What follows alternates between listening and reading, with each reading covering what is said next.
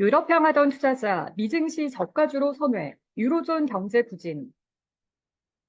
글로벌 투자자들이 미국의 경기 둔화 우려로 미 빅테크에 투자에서 벗어나면서 일부가 유럽 증시로 이동할 것으로 예상됐으나 실제로는 미국 증시의 저평가 부문으로 눈을 돌리고 있는 것으로 나타났습니다.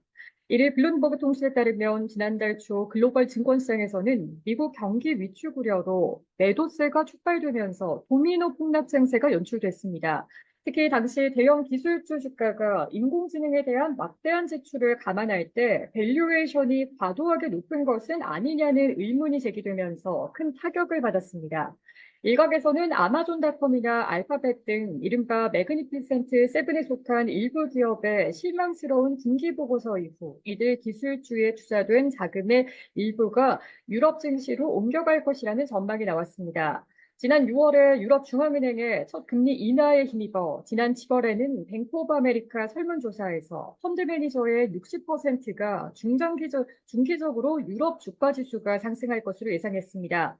다만 지난달 들어 그러한 전망이 비관적인 방향으로 돌아섰습니다. 작은 흐름도 유럽 증시에서 13주 연속 유출 이후 2주간 5억 달러가 유입되면서 낙관론이 확산되는 듯 했으나 지난달 28일까지 7일간 8억 달러가 유출되면서 추세가 반전됐다라고 뱅크 오브 아메리카는 전했습니다.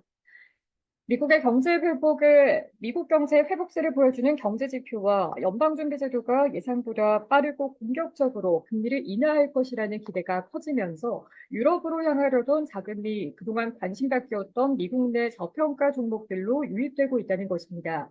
이처럼 유럽 증시의 매력이 떨어진 원인으로는 유로존의 부진한 경제 전망이 지목됐습니다. 유로존의 초대 경제 대국인 독일의 2분기 국내 총생산은 주요 산업 부문이 위축되면서 마이너스 성장을 했습니다. 게다가 명품과 자동차 등 유럽 산업의 주요 장인 중국 경제의 부진도 유럽 기업 실적에 부담이 되고 있습니다. 범유럽 지수 스톡스 600 구성 기업들의 12개월 이익 전망치가 지난 6월 이후 보합세에 머물러 있는 데에 비해 스탠더드 앤드 포어스 S&P 500 지수에 포함된 기업들의 이익 전망치는 지속해서 상승하고 있습니다. 주가 흐름에서도 지난달 스톡스 600 지수가 사상 최고치를 기록하는 등 견조한 모습을 보이고는 있지만 여전히 S&P 500 지수의 상승세를 따라잡지는 못했습니다.